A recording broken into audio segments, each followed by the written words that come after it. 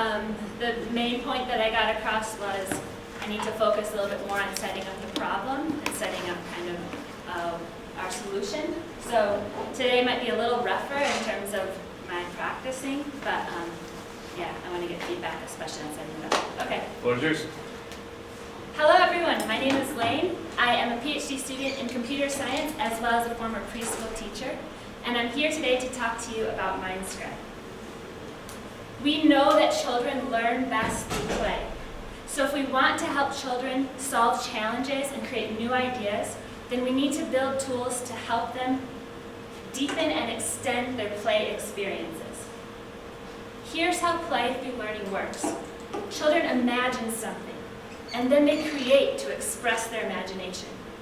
They play with what they've created, which leads them to share about it. Through sharing, they are able to reflect on their ideas, which sparks new imaginations, and the cycle repeats. I want to focus a bit more on that reflection. We know that reflection can happen naturally in thoughtful conversation. But what about for children who are shy, who are new to a school, who speak a different language than their caregivers, whose parents both work multiple jobs, or who have a speech disability? These challenges create greater needs, and the stakes are high. Language opportunities in the first few years of life predict school and career outcomes across their lifetime. Predict school and career opportunities across their lifetime. So, we want to build a tool to help children, we want to close the gap by building a tool to help children go more deeply into their exploration. Just like markers support making and blocks support building and books support reading, we are building a tool to support reflection in everyday play. Meet our MindScribe storytelling puppets. They live in early childhood environments, and children use them to help them reflect and tell stories about the things they've created. Here's how we build them. We created our own natural language interaction model. We developed a mobile application to power the reflection. We slipped the phone inside of a stuffed animal shell, and children use them to reflect on their experiences. Let's see it in action. Oh, here's how we create value. We deploy MindScribe kits, we create shareables from the stories, and we build workshops and curriculum. Let's see it in action.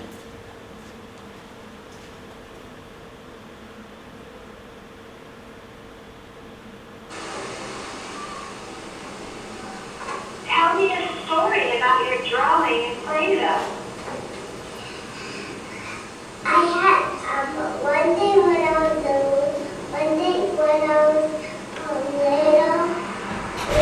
little turtle, I was swimming all day, and I found a circle of mine, and I picked it up and put it in my pocket, and I keep swimming, and I lost my circle. And then what happened? And then I made another shape.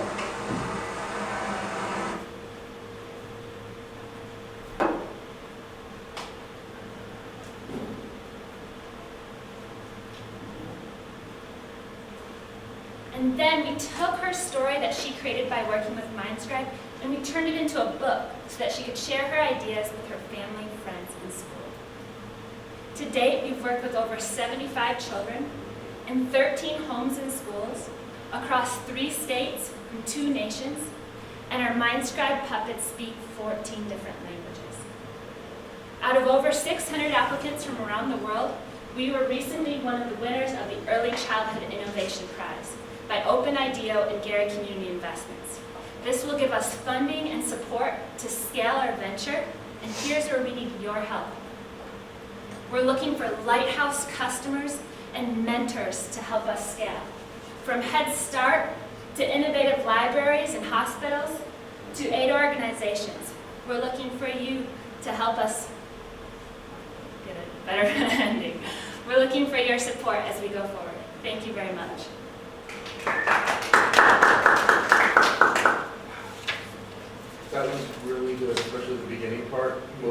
that story just felt a lot better. Is that better? It felt really good, at Okay. least coming from here. Okay.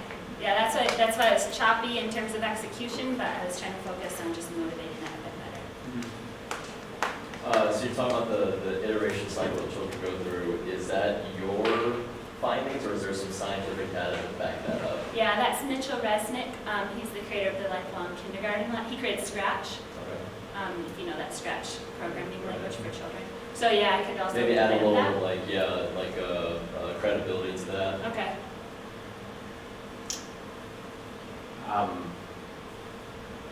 For those of you that were here for a session, you're going to hear me repeat myself.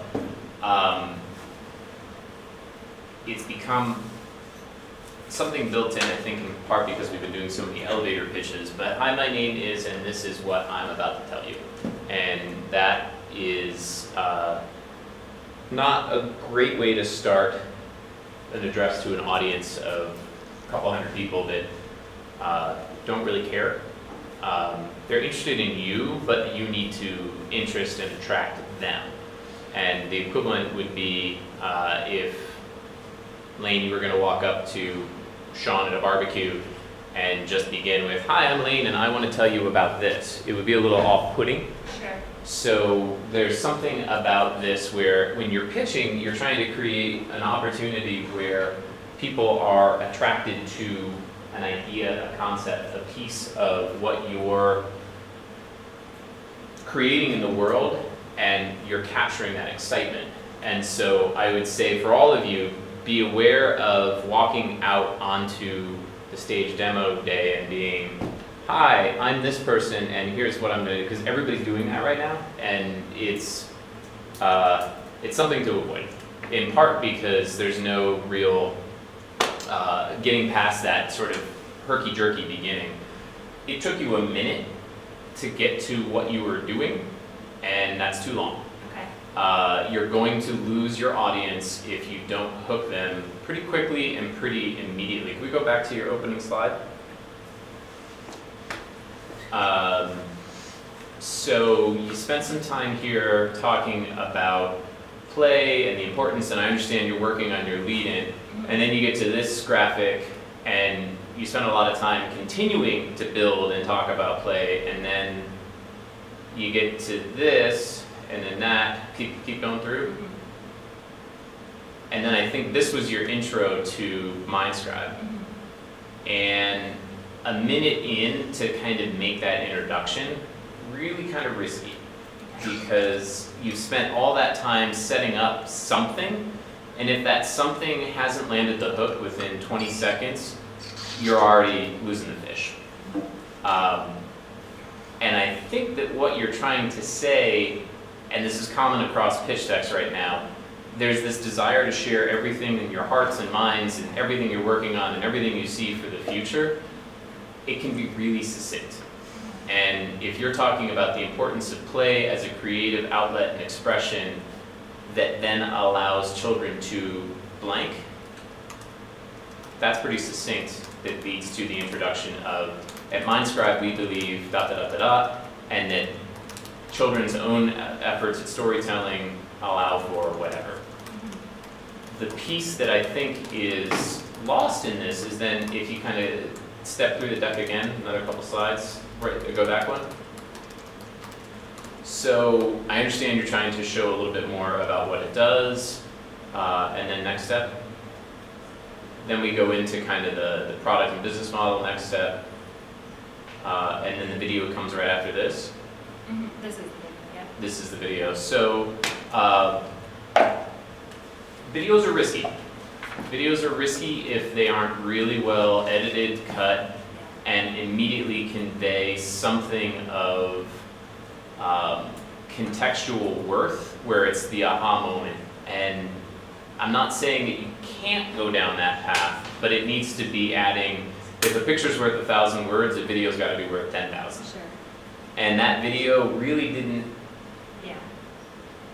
do anything. It shows the girl telling her story, but MindScribe is so far removed from this pitch that I still have a really hard time knowing just what it is that you do. Okay. And that's the concern I have, is that you're doing something, and there's a lot of research here, and there's a lot of value in, and right now, I still, is it a stuffed animal koozie for my phone, or is it something more than that? And that's the disconnect, I think, is, you're telling a story, but you're not telling us your story. Okay, can you elaborate more? Daniel? This is the first time you've seen this, This is the or? first time I've seen it. Okay.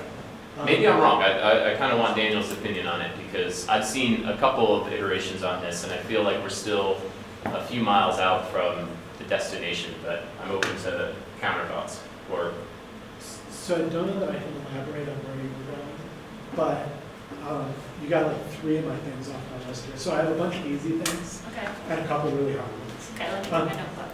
Keep going. this is also taping the feedback too, so you can have your notebook. It's over here anyway.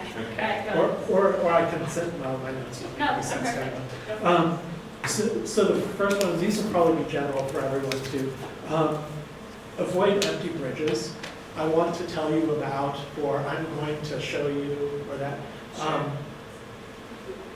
Unlike academic presentations, those things should never be in a pitch. You just go right into what you're going to do. If it's not obvious what you're doing, that's a problem. So it should never have to be set up. Always talk in the present tense, and everything's real, right? So not we want to, we plan to, we hope to, but we are. We are and we will. But it should, typically, it should always be in this present tense. Here's what we're doing. We're sharing this with these people doing these sorts of things. So kind of in the context of the demo thing, you kind of talked through what the process was and then showed it. Just show it. Okay. Just go right to, don't try to explain what the solution is. The demonstration of what you're doing should make that What do you incredibly mean, what do you obvious. mean by show?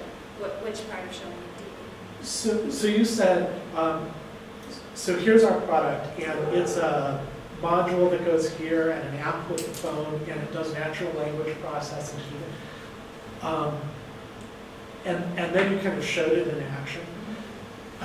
I'm a big fan of stories. I have a huge bias towards telling interesting stories. So, but what I would rather say is, so we're solving this problem, and here's how we're doing it. We place this, this is the, I forgot the name of the concept. What's the name of the? MindScribe. This is MindScribe stuffed animal. Children interact with this to tell their story as they're building stuff. We then take that and do that, and then like you kind of connect to the dots later. I think you can just connect the dots as the story. Okay. The logos at the end, I didn't get whether those are partners or people you want introductions to. Okay. If they're partners, put their logos up. If they're not, I would lean towards saying, we're looking to get connected to organizations like Children's Television Workshop or whatever, and just put the names up and not the logos, or you're going to confuse them. Those are all the easy ones. The hard one, I'm sorry, I don't know what the problem is. I love the solution. The solution seems really cool. Zoe would have loved it. But I don't get the problem that's really imperative to solve. And is it, so personal note here, Zoe's kindergarten or preschool teacher, Yeah. Zoe got all that without your thing. She got all of that from you, the other teachers in preschool, right? So is the problem that in public schools, when you've got 60 kids in a room, that they don't get that kind of interaction? Or is the problem that by not learning these kind of language, story, imagination, processing skills early, kids are impacted academically? Like, I imagine there's all kinds of things, but I don't get what it was. And I think that's where you want to start. You want to start with, here's this really big, painful problem, and it affects children, our most precious resource. And it's really, really terrible, and yet you're really hurting about it. And then that's the time to make your introduction, because it's a great introduction, right? You're a PhD researcher, you were a preschool teacher. So then you've got instant credibility, and then you just show us the solution. I think we're hooked at that point. Have they had Nicole's? Yes. Stop it. In the video, the kid's telling the story to the zebra. Who can tell me how MindScribe minus your team works?